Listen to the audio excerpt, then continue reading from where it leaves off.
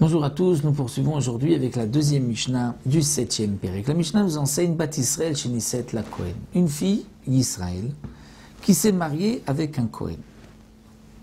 En se mariant avec le Kohen, comme nous le savons, elle devient elle aussi Kohen et elle pourra manger de la terouma. Vichnisalo avadim, elle lui a apporté des esclaves et ces esclaves, eux aussi pourront manger de la terouma si ce sont les esclaves d'un Kohen.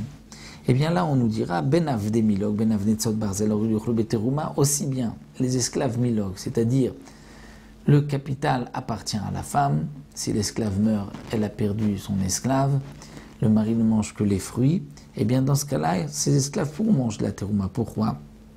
Parce qu'elle aussi, elle mange de la terouma. Et nous apprenons d'un passouk, la Torah dit, « Kohen ki ikne nefesh kinyan kaspo ». Le passouk est un peu long. Un Kohen qui va acquérir une âme, une acquisition de son argent.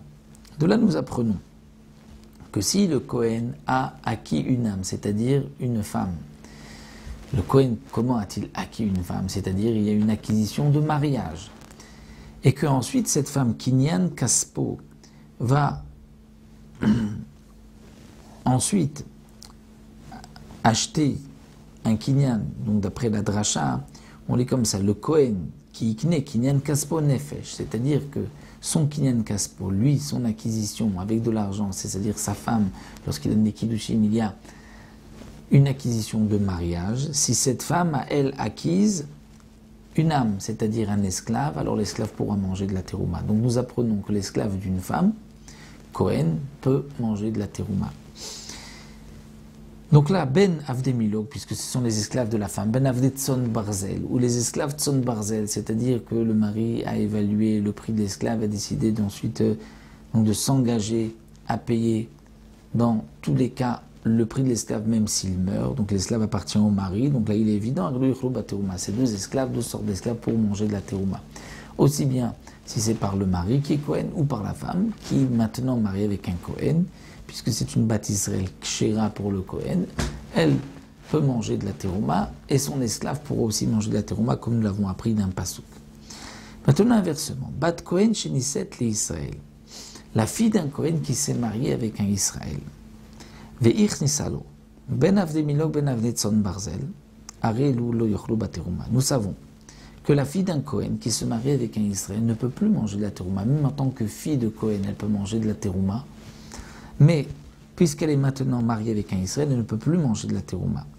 Eh bien là, si elle a rentré au foyer, apporté avde milog ou avde tzon barzel, n'importe quelle sorte d'esclave, ils ne mangeront pas de terouma. Pourquoi ils ne mangeront pas de terouma ? Parce que lorsqu'elle s'est mariée avec un Israël, elle perd, elle, le droit de manger de la terouma. Et son mari, Israël, ne mange pas de la terouma, puisque la terouma est réservée au Kohen.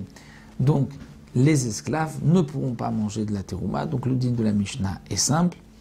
Une fille de Kohen qui mangeait jusque-là de la terouma, mais en se mariant, Israël ne peut plus manger de la terouma. Donc, les esclaves ne mangeront pas de terouma, peu importe si c'est Nirse Milog ou Nirse Tzon Barzel. Et si c'est une fille Israël mariée avec un Kohen, elle pourra manger de la terouma. Les esclaves de son mari pourront manger de la terouma qui est Kohen, et les esclaves qu'elle achètera aussi mangeront de la terouma. Donc aussi bien les esclaves Milog que Tzon Barzel pourront manger de la terouma. Voici pour cette deuxième Mishnah.